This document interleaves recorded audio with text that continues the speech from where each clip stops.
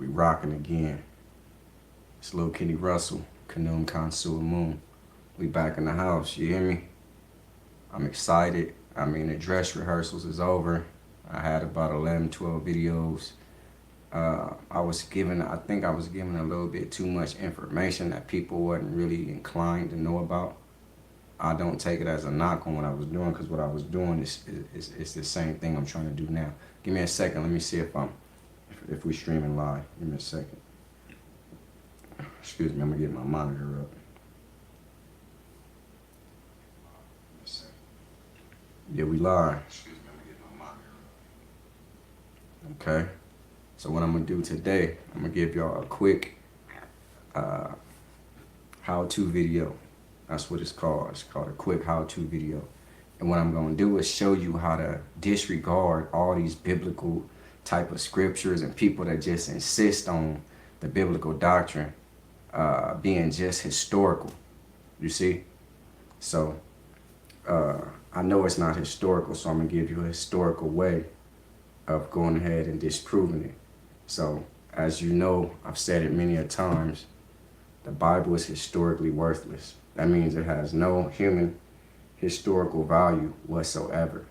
So I'm gonna show you that today. And customarily, I want to thank the ancestors. I want to thank the elders.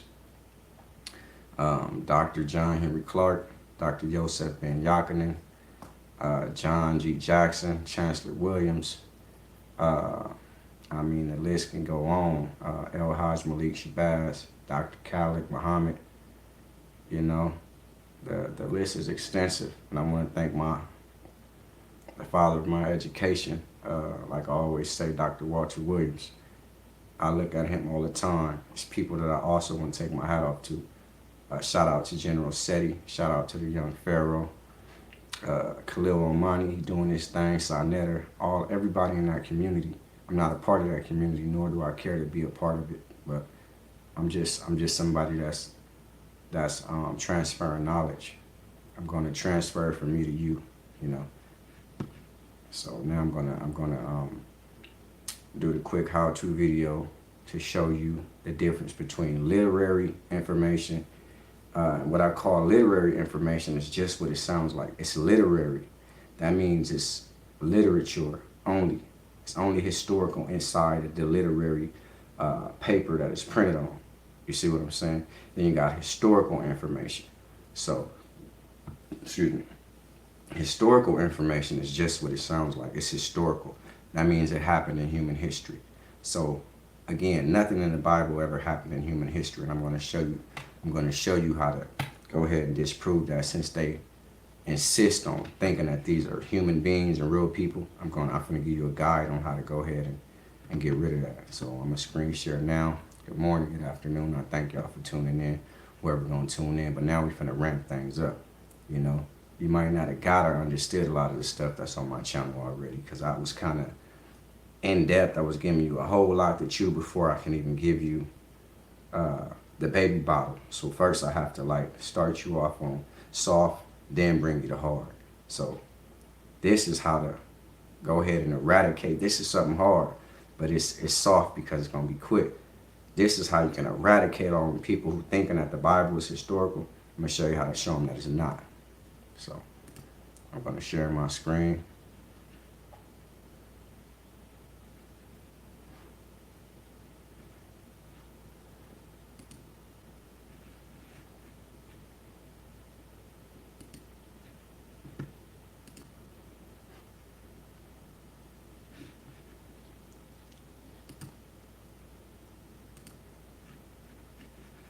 Okay, we right here, baby. Going into it. Going into it. I'm checking the monitor. I'm a little behind on my monitor. I'm just checking it. Okay, so now this is a quick how-to guide on how to like stiff arm a guy, or like Khalil Omani say, give him the Heisman Trophy. You know, it's the same stiff arm pose. When you can just go ahead and disregard that information, like get back, get it away from me. This is what I like to deal in. So I do this primarily, customarily, whatever you want to say. Every time I get on here, I do this. So this is a quote from Dr. Walter Williams. And this is what I like to indulge in. It's facts, which are stronger than arguments, more profound than reasoning, more dependable than opinion, silences disputes, supersedes predictions, and facts always ends the arguments. If you know the facts, unless you talking to a fool. And a fool is not going to let you give them no facts. Because there's only one person on the planet that know everything, in the words of Walter Williams. That's Walter Williams, and that's a fool. And I'm not a fool. Let's get busy. So now, the whole Adam and Eve story is very simplistic. It's weird. It's a strange story. And I really don't know why people insist on thinking that this stuff is correct. Okay? So, I'm going to show you. Give me a second. Let me see what y'all see.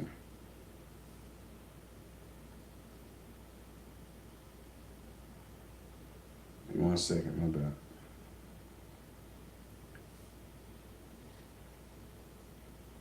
Oh, I'm coming through. You can visibly see me as well. It looked like.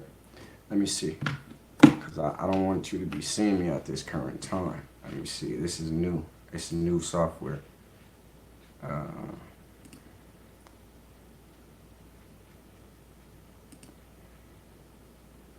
don't want it like that.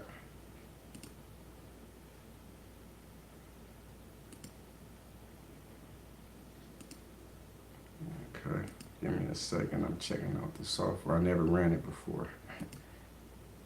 So I don't think I'm crazy and then. Okay, so I guess you have to see me when I'm screen sharing.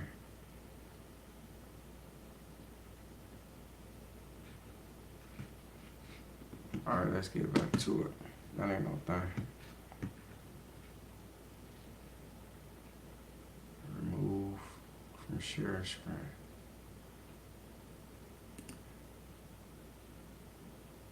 Okay, that is.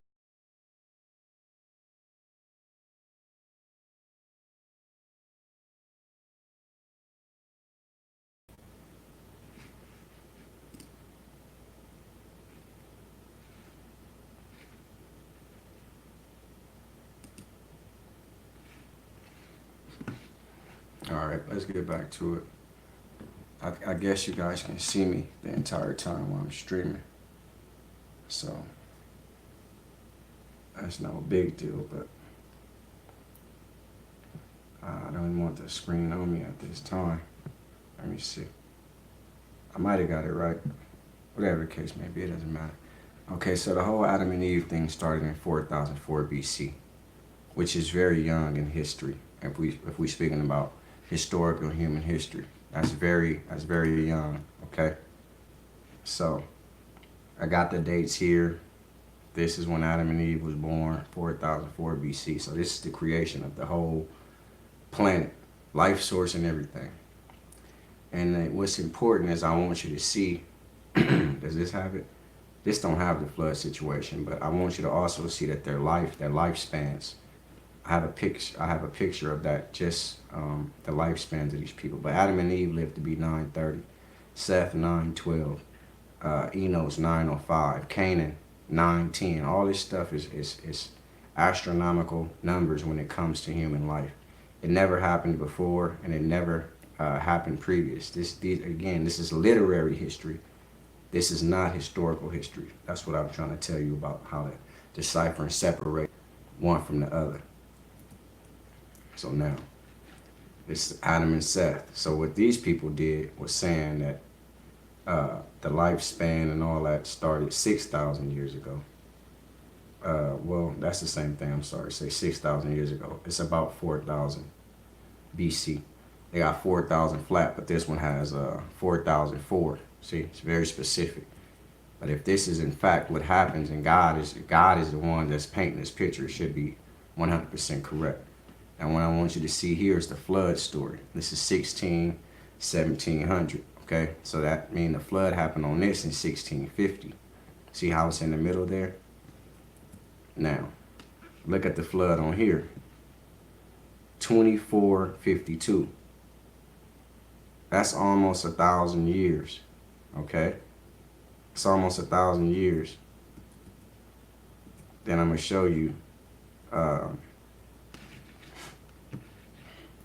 this, it says that the pyramids was founded in 2200 BC. See, the flood's supposed to come, and then all this stuff's supposed to have happened, okay? So the flood is first. See, time went down in BC dating. So when you see 24, it didn't happen after 2200. It happened before. So you got 24, 52, then it counts down. So 2400, that's 52 years later. So remember, BC dates count down. So when you, the higher the number you see, it happened previously to that, before, opposed to now. If it's 2000 next year, or 10 years from now, it'll be 2010. That's not how it worked in BC time. So if it was 2000 BC, next year it would be 1999 BC. So BC went down. Keep that in mind. If you didn't know that, that's why I'm here. I want to show you that. Let me wipe my camera off too. I know I should have been prepared, but I do all this fresh, like I told y'all before. So let's go. I like to be right there with you. I'm real organic. I don't buy no views. I don't buy followers. None of that. We're going to do it straight from the ground up. Now, I put this here. Might be out of placement, but we can do it now. Imhotep was around in 2700 BC. Okay? And every time he's depicted, he has a scroll in his hand. What's important about that is that a scroll means it's a writing. This is a book. So a writing system takes thousands of years to work and to process. Okay, I don't want you to think you can just create a writing system overnight. Even this weird language they put up for black people, Ebonics and all that took years for them to bring that about. It's been going on. We've been using Ebonics and different languages that they didn't know about or consider Ebonics for hundreds of years since we've been in this region of the world. So now, this is Imhotep. He come from 2700 BC. Okay? So Imhotep, I got all this information here. I don't have to read it. The hardcore fact about this is that he came around in 2700 BC. He got a scroll in his hand. That's before the flood, because Egypt has to be found in the Bible after the flood. There's no Egypt before the flood in the Bible, okay? And I showed you one that said, let me go back, because this stuff needs to stick in your mind. It's supposed to be the word of God. This flood happened in 2452. So then later, like I told you, 2200 years, that's what, about 252 years later, because the time calmed down. This is when it came around. This is when the pyramids was built. Now, why is this information critical? Because this guy, he was around in 2700 BC. He built the first pyramid in 2600 BC. That predates the flood. You got one flood said it happened in 1650. You got one flood said it happened in 2450. Both of those dates, they're both negated by this guy, this gentleman's very existence. And this is a real guy. Imhotep was one of the chief officials of the Pharaoh Zoser. Egyptologists ascribed to him the design of the step pyramid of Zoser, a step pyramid at Saqqara in Egypt in 2630, okay? But it's a lot older than that. These are European chronologies, and none of the chronologies about Egypt is correct. And I have a slide in here to show that to you as well. But this is a pyramid that was up in let me get the correct date, 2630 to 2611 BC. Predate any flood story, okay? I just showed you two different chronologies out of the Bible. Now, this is a scripture from the Bible. I want to read this to you. This is Genesis 6:3. Hold on, let me get a drink of water. Using other translations as well. Now, and the Lord said, my spirit shall not always strive with man, for that he also is flesh, yet his days shall be 120 years old. So this is right before the flood when he starts seeing the Nephilim. I don't know if you know what that means, but the story goes that giants start populating in the land on the planet. Nephilim means a giant in their terms. So this God, he didn't know that. What the story is, let me show you the story. The story says that the sons of gods, that's mean these angels or these angelic type of beings that live in the sky, seeing the daughters of men. Daughters of men mean regular women that we see. They looked at these women and they took any of them that they wanted as wives, and they started populating giants, which the name is Nephilim. And this God said, you know what? Look at men. They have turned evil. Everything they think is evil, so I'm going to destroy them. That's when he told Noah, hey, get your family, and I'm going to destroy the rest of the planet. Now, this is pre-flood. This is before the flood. See? Because he's seeing this going on. So he said, you know what?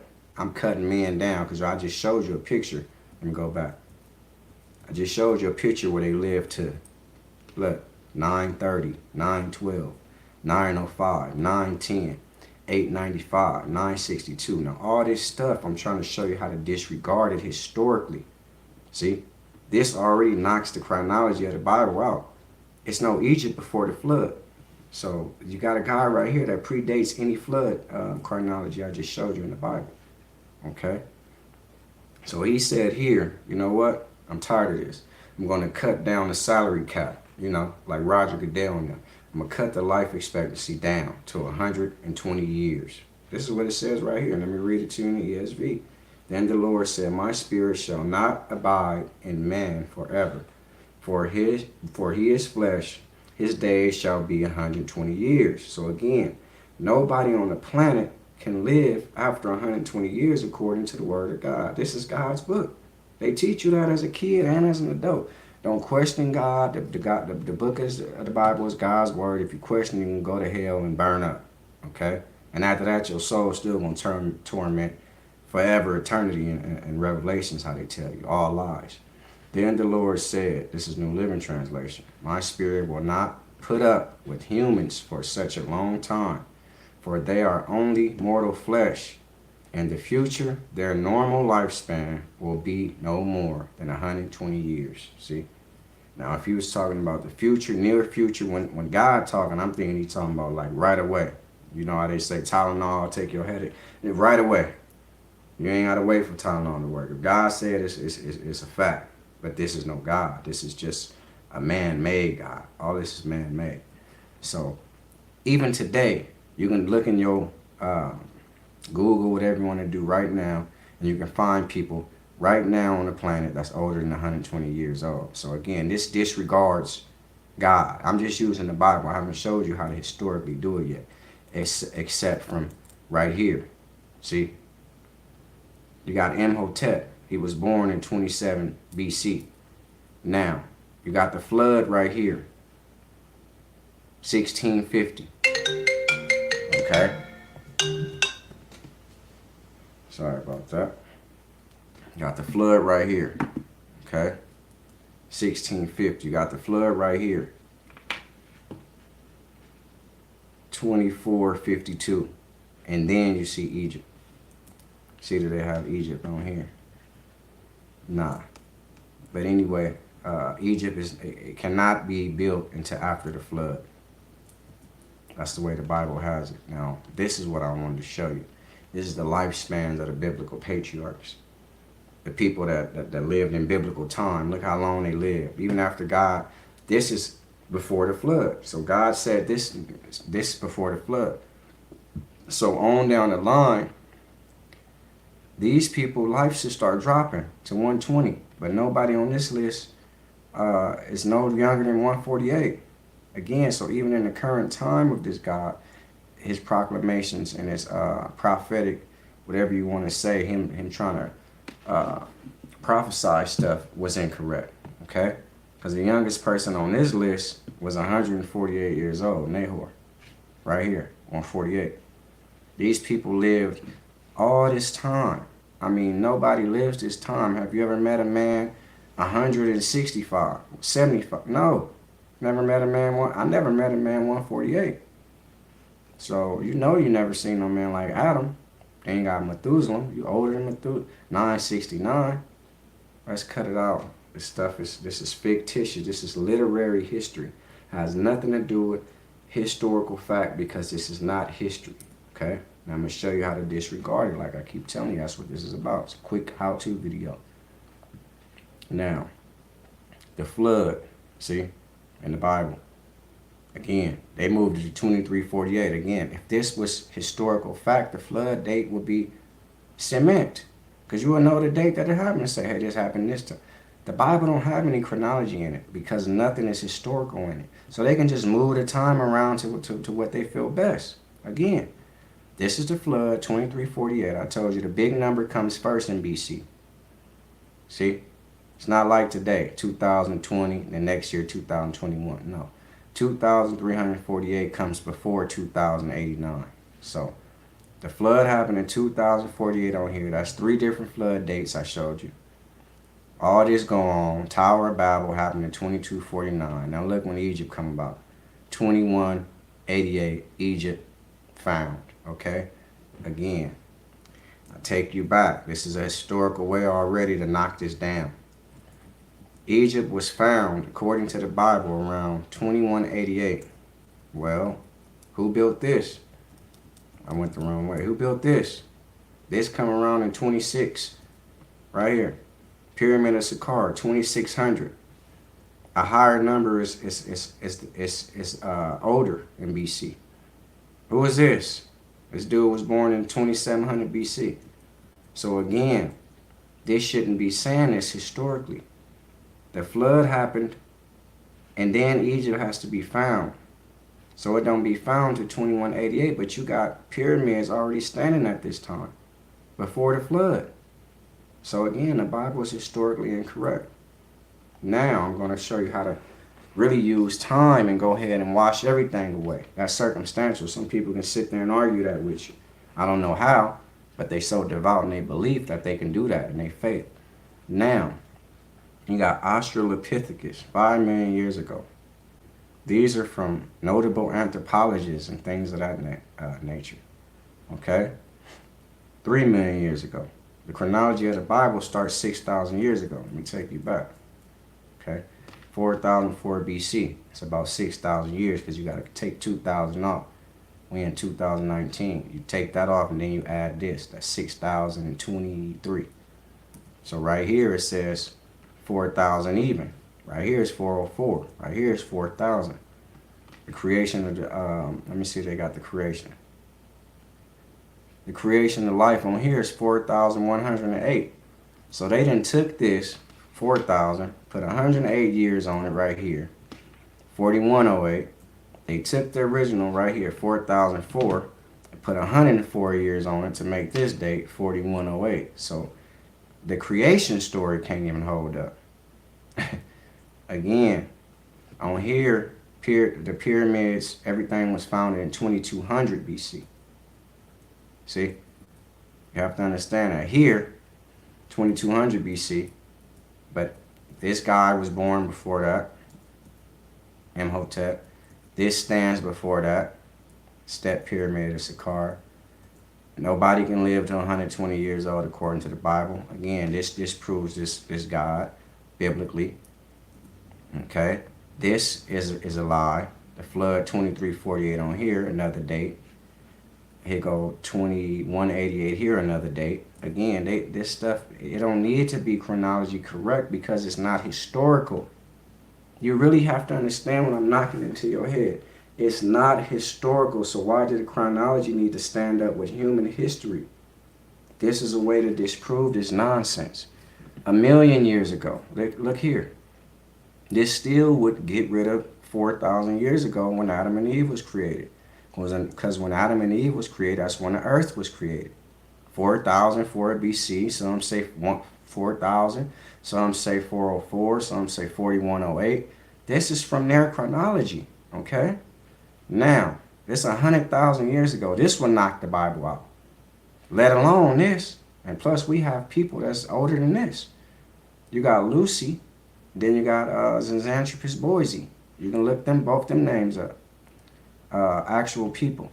80,000 years ago would disprove the Bible. And then right here, 6,000 years ago, civilization, present day. 6,000 years ago today. So this is saying 6,000 years ago when the world was created, this civilization started. But I can tell you that it go back further than that. Go back to at least 10,000 BC when they can start dating it. But it predates that, before people can really start dating stuff. Now, there's another thing that can disprove that. Okay? This is the Sphinx. And I want you to see this because I put in how old is the Sphinx. And this comes from 1999. Now, for years, Egyptologists and archaeologists have thought the Great Sphinx of Giza to be about 4,500 years old, dating to 2500 BC. See? Because they're using biblical chronology to do so. But still, this would still knock out the Bible. Because the flood happened, the earliest one we can see is 2400 or 20-something, 2108 or 2308. This still knocks that down. I mean, the Sphinx was sitting there before the flood. However, some recent studies have suggested that the Sphinx was built as long ago as 7,000 BC. Do you understand the world wasn't created yet according to the Bible? The world don't get created in the Bible to 4,000 BC. 4108 if I want to be generous, because I showed you a chronology that says that, so I have to give it some type of veneration and some type of substantiation to say that they even thinking that it's close to correct. Okay, so 7,000 BC is when the Sphinx was built, and the Sphinx original name of this is Haram Akhet. That's Heru on the rising. Okay, Haram Akhet. That means Heru on the horizon. Excuse me. The relative new theory is based on what is thought to be precipitation, including weathering, on the upper areas of the Sphinx. Archaeologists supporting the view contend that the last time this was there was sufficient precipitation as rain in Egypt. That's what this is talking about. The last time it was sufficient amount of rain in Egypt was around this time. Let's see. It was around 9,000 years ago. That's 7,000 BC, because I told you I have to take the 2,000 years and add it to whatever BC say. Because BC count down, so you count all this 7,000 down to 0. Then you add 2019. So it'd be 9,019 last time it really rained, precipitated in Egypt. So this is knocking this out historically, okay? Now this is about the chronology. That means the dating, the timing that we can put together with the Bible. Is it chronology correct with historical? Let's see what these people say. Though traditional Egyptian chronology dominates modern understanding of ancient history, traditional chronology is inconsistent with what? The Bible.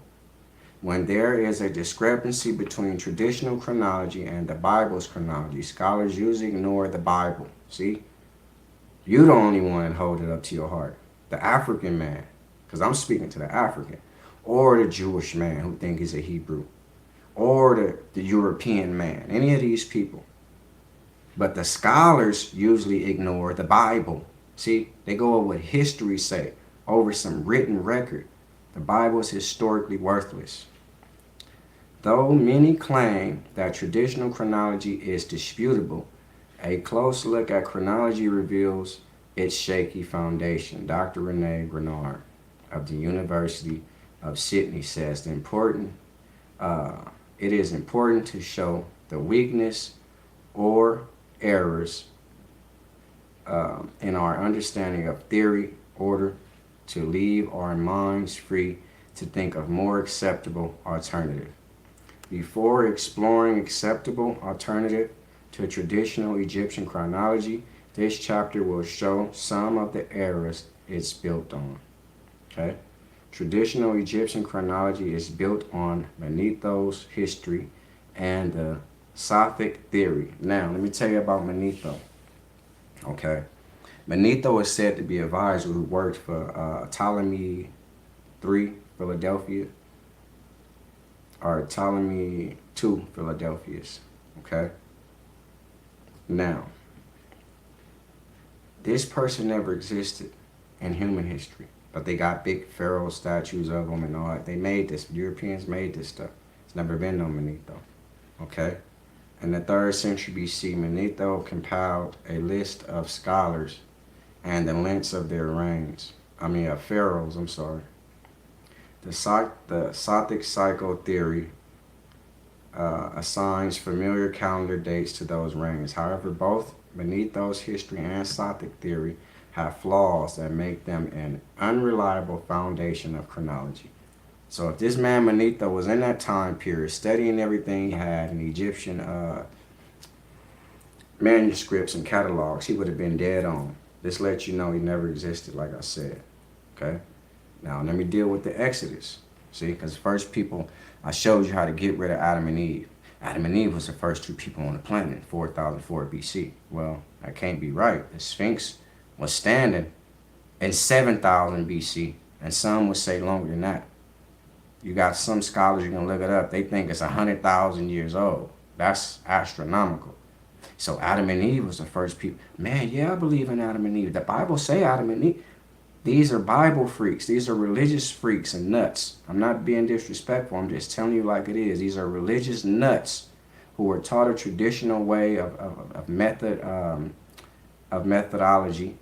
They was taught in a traditional manner with these methods. Okay, and my grandma said the Bible right. My mama said the Bible right. My daddy said the Bible right. I'm gonna go with the Bible, and they ready to die on this nonsense, never doing any historical homework to see if it's compatible with historicity. That's what I'm telling you about literary history and historical history. I deal with historical history. So it cannot be no Adam and Eve. Simple as that. And don't try to back it up. Oh no, they said that they was born. No, the Bible say right here 4004 BC and 4108, and they push it back, push it back, push it back. If it was really an Adam and Eve, you would know the dates because they would be real people. Simple as that. You know when a person was born. You know when the earth began. So let's disregard that because history is telling us that it never happened. Now this is the Exodus. The story goes, okay, that Moses and his brother Aaron, they go to the Pharaoh. Tell old evil Pharaoh, let my people go. Because they was held as slaves, building all this nice monuments, but they never found no monuments in Israel, Jerusalem, none of that. That stuff didn't happen into the 1900s. So, okay, I'm going to show you how to disprove the Exodus.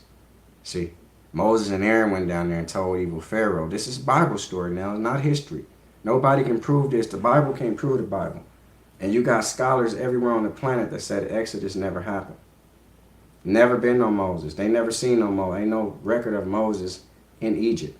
How would Moses get an Egyptian name if he was born as a Israelite? See, that would let you know right there to disregard it. How can he get an Egyptian name? They didn't name him. He came down to Nile as Moses. And to prove my point, Moses is an Egyptian name historically. Look it up. It means Moshe, Musar. That the name itself simply means one drawn from the water. How would that get with the story? If he was born, who knew they was going to put him in the water and name him Moses, so he'd be drawn from the water? This stuff happened at a later date. They wrote this stuff in. The Bible was written at much later dates than this. They trying to use this chronology to substantiate it, but it's not going to work. I know the difference. Lil Kenny Russell knows the difference. And I'm going to show you. I'm giving you the difference. Now, this is the Exodus, okay? After Moses and Aaron told, oh, evil Pharaoh, let my people go, the Pharaoh said no. They put 10 plagues. They killed all the people, first sons, including the Pharaoh. No Pharaoh first son ever died, okay? And then they go to the Red Sea, run all these hundreds of miles, go to the Red Sea. The story is Moses and the 600,000 to 2.2 million Hebrew Israelites get to the Red Sea. He put his staff in there, the Red Sea rolled back. Now, this is the significant part of the story. It's just tradition. It never happened. The Pharaoh is riding behind him. See, I'm guessing these is the Egyptians or whatever the case may be, or these may be. Okay? I didn't analyze the picture, but this looked like the Egyptians. These are the people going way down there. The story is Egyptians are coming 30,000 or more with the Pharaoh leading the way with his army. And when they get to the end, he pulled his staff out. Everybody, all the warriors, 30,000 army men, and the Pharaoh himself die. Now, I say to you, can you find me any Pharaoh on the history of this planet that drowned? Not even a Pharaoh, because Pharaoh is traditionally used in Egypt and in Africa. Go find a king, anybody, find a king that drowned chasing somebody on the planet. And I can say, oh, this story is about them. But I don't have to do that because you're never going to find it. It's not historical. So there you go. No Pharaoh, no king has ever died nowhere chasing down some dang on Hebrew Israelites running. Okay? There's no history of that. There's no history of Moses. How can you get all the way to the Red Sea? Moses never existed. Again, Moses never existed. Now I'm going to show you the kings list that historically backs up what I'm saying, because that's history. Go find me a Pharaoh that drowned and 30,000 chariot men, which is warriors, chasing some Hebrew Israelites. You can't find it nowhere but in Genesis. Okay? Simple as that. Now I'm going to give you some hard information. This stuff is hard, but I have to give it to you this way. A quick how-to guide to stiff arm or Heisman Trophy and push all that nonsense out of your life. You don't need that in your life. The Bible is historically worthless. What I mean by that is historically. It never happened in history. Now, you got some stories in there you can hold on up and get a metaphoric love story or a symbolic story out of it. So you don't have to disregard it because I'm saying it, but you need to understand that it's historically worthless. Tradition to the worship of Egyptians' traditional gods, Seti's temple had another feature that made his rule legitimate. This was the Abydos Kings list, which was found carved on a wall of the temple. The Abydos King list contains the names of 76 kings of ancient Egypt. This is a 2,000 or 3,000 year reign period. Okay, so if it was an Exodus, one of them would have been missing because he drowned. Predecessors whom Seti acknowledged to be legitimate pharaohs. On the other hand, early rulers who were considered illegitimate, such as Hatshepsut, this is a lady, Queen Hatshepsut, Akhenaten, this is King Tut's father, were conveniently omitted from the list. So this is saying Seti took them off of the list. And in the story of the Bible, Seti is the person who raised Moses, right along with his son Ramesses. The Abydos King list was arranged in 3 rows, each containing 38 cartouches, whilst the first 2 rows consisted of the names of his predecessors. The third row is just reception of Seti's throne name and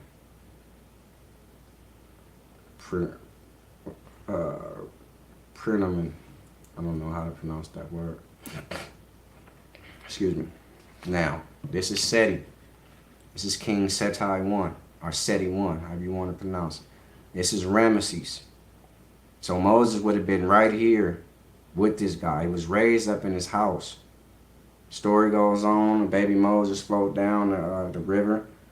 This man's daughter was out there playing by the Nile River, retrieve him from a little basket, raise him up in a Pharaoh's house. That's why in the Bible they try to tell you, oh, he was raised in all the ways of the Egyptians. No, he wasn't, because he never existed. So if he was actually there, he would have been right here learning all of this. This is thousands of years and 76 kings. And plus he took some off because he didn't see them as being legitimate kings. He took King Tut off. He took Akhenaten off. He took Queen Hatshepsut off. Things of that nature. Semenkhare, he took Ai off. He took a lot of people off. So still thousands of years of pure reign without anybody drowning, because he would have drowned. How is he standing here? He should be drowned, according to the Bible. This person should be dead. The 10 plagues came in and killed all the firstborn. Again, the Bible is literary history. It's not historical. It's literary, which means literature.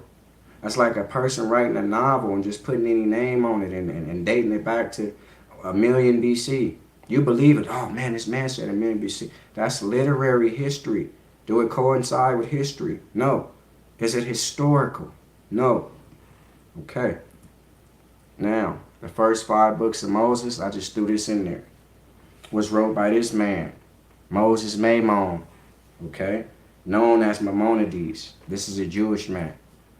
Rabbinic, there was rabbis, so rabbinic teachings and writings. This is what this man wrote.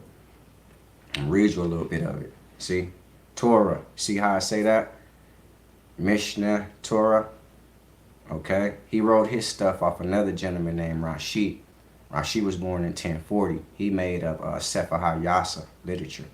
And inside of Sefer HaYasa literature, that's where the Torah, Sefer HaTorah, stems from. So don't think Judaism came about when Moses. It's never been no Moses. This is how it got created. You have to understand this. It's never been no Moses. They tell you that the first 5 books of Moses were written by Moses, but they don't tell you no other name. They just say Moses. I want you to think it was the biblical Moses. No, it was Moses Maimonides, named Maimon. Okay? Moses Maimon, called Maimonides. And all this in this whole video is dedicated to Walter Williams, my master teacher. Because all this information, I'm royal in it, and I'm grateful for it. So it wakes me up every day dedicated to finding historical accounts. And I understand that's what he wants me to do, and all Africans. This is what he set his life out to do. So I'm going to take the information and pass it on in a manner in which I know he's pulling for me, the ancestors and the elders, that I can feel a spirit with me. I'm more spiritual now than ever, because I'm not putting my spirituality into a man-made concoction. All this stuff is man-made. There's never been no Moses. I just kicked him out with history. Now I'm showing you Moses Maimon, the person who really wrote the first 5 books of Moses. That's why I said right here, man, that's Torah. See?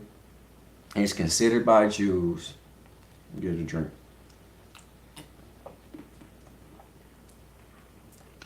Even today, as one of the chief authoritative codifications of Jewish law and ethics. Now, don't come out and flat out say it. You have to get yourself a set of New Catholic encyclopedias, and you will find a lot of information on Moses Maimon and things of that nature. I'm just giving you a little brief information that I can find that shows you something that's what I'm saying. I know this for a fact. I got all the information, but I'm just showing you similarities to show you what I'm shooting at. It's no Moses, so this is your Moses. It is exceptional for its logical construction, concise and clear expressions, and extraordinary learning, so that it became a standard against which other later codifications were often measured. It is closely studied in, rabbinic, because this is rabbinic yeshiva academies. All his work is studied close, first and foremost. You see? He's second famous to Rashi and then Rambam and Jacob ben Meir, all them. But you have to study to know this. A popular medieval saying that also served as his epitaph. These are Hebrew words. States from Moshe of the Torah. This is Moses. To Moshe. Maimonides, see? It's Moses, but they saying it like that. There was none like Moshe. I just told you Moshe and Mosar. That's an Egyptian connotation. That's the Egyptian word. That means to be drawn from the water simply, because this takes on the name of Moses. The Bible people wrote it up, but they want you to think that it was that old. Never been nobody been retrieved from the water, but this is what it means. It's chiefly referred to his rabbinic writings. Okay? Now these are his works. Sefer HaMitzvah, It's the translation of the books of the commandments. You see, Moses brought you the 10 commandments. He brought it to you first. This stuff is before the first creation of the Bible. That's what I'm trying to tell you. This man was born in 1135, okay? And he died in 1205. So the Bible, first Bible didn't come out to 1478. So they used this stuff. You need to have that in your mind. You have to understand that. The first Bible was not written, the Hebrew Bible, until 1478 of the Common Era. No BC. There was nothing in BC because these people didn't exist. So you need to do your homework. Okay? So this is the book of the commandments. Then you go on and you see the Torah. You see, this is your Moses right here. Moses Maimon, called Maimonides. Born in 1135, died in 1205. And like I say, he was... he studied Rashi, Rambam, Jacob ben Meir, Rashi's grandson. Rashi came out of 1040 and he died in 1104. He wrote Sefer HaYasa literature, which, and Sefer HaYasa gives you the basis of the Torah. This guy here was a Bial Tosafot writer. That means he wrote an appendix on Rashi work. He did this stuff in 1168 to 1180. And they took his work from 1168 to 1180 and gave it to you in 1475 to make up the first 5 books of Moses. That's history. You dig? That's how we're going to do that. So that was a quick how-to guide. I like to thank you. Let me get back on here, man. Hold on. How I stop sharing? I stop sharing. Where I go to? Okay, there I go. There I go. So I want to thank y'all. That was a quick how-to video on how to stiff form the Bible. Stiff form the Bible, get it up out of there, or Heisman Trophy the Bible, you did. That was a quick how-to video on how to do that. So I'm glad y'all stuck in there with me. I wanted to show y'all the difference, and I do believe that I did that. I succeeded today, between literary history and historical accounts. The Bible is not historical. So when somebody come to you, it's not to be out here kicking people around and say, hey, your Bible was this and that. That's not what I'm here for. I'm here to show you historical facts or literary facts. I put in all this work to bring that to you so you can decipher between the two. The Bible is literary. It's a great piece of literary history. Literature. That's it. Okay? Now, historical accounts, a lot of the things I gave you, I'm talking about the pharaohs and things of that nature, and I showed you chronology. That's only based on human historical facts. So now you can understand how to go out in the world and decipher between the two, historical and literary. So I thank you. I take my hat off to you. Like I say, the dress rehearsals is over. I'm giving you hardcore information from now on. It's Lil Kenny Russell, Canoe My Moon Life, coming soon. And that's how we're going to do it. I thank you.